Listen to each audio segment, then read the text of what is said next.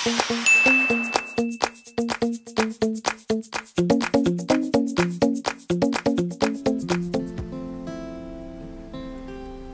ka pa tahimik dyan, ah.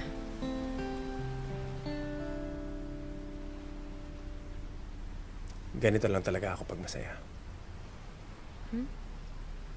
Masaya ka?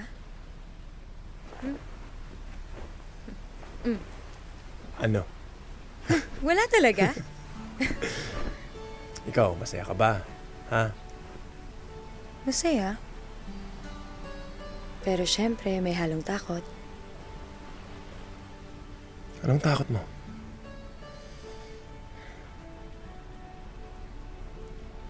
Na baka iwan mo ako.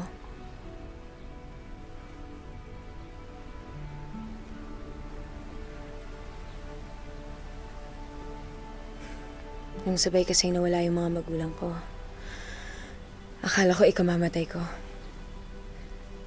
Pero yun, buti na lang nandun yung mga kapatid ko.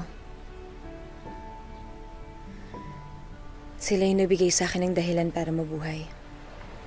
Naisip ko na lang sa sarili ko na para mabuhay sila, kailangan matatag ako at kailangan buhay ako. Mula nun, wala ka nang inisip kundi sila?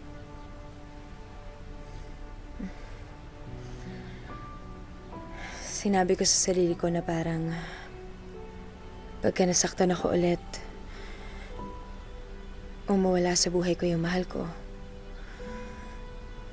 baka hindi ko na kayanin.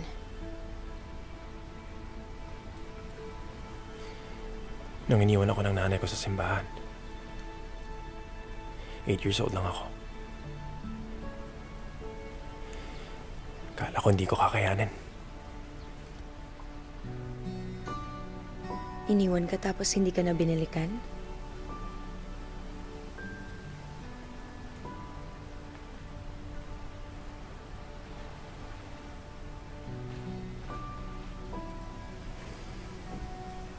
Yeah, see, a few years ago, I was in love with this woman. Ikakasal na dapat kami.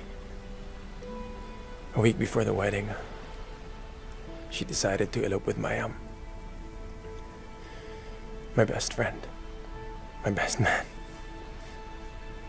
Worst man.